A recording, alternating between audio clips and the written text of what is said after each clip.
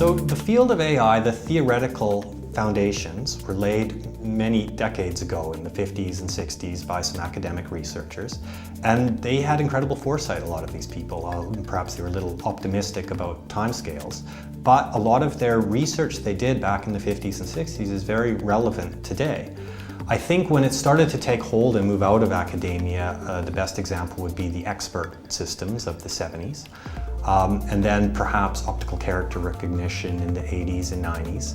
And we're at a stage now where it's heavily used in many, many different fields. Here's the thing. Humans make terrible decisions all the time. We just don't necessarily admit it.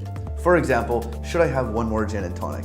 The answer is almost always no, but we still do.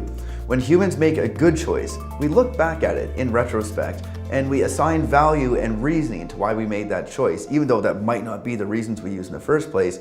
And when something goes wrong, we go, well, these things happen, we learn from our mistakes and so on.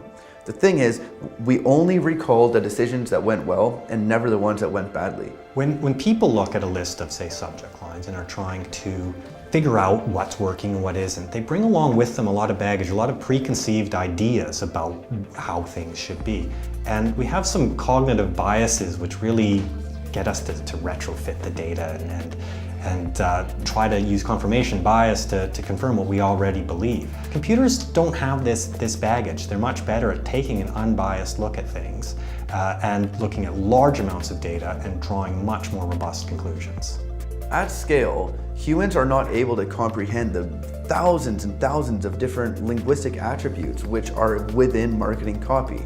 There's too much data for any given human to process, and that's why we rely upon gut instincts. But gut instinct only goes so far. What we've built at Phrasee is an incredibly sophisticated natural language generation model. What Phrasee's deep learning engine does is it can actually understand all this data at scale and predict what's going to work better than any human on the planet.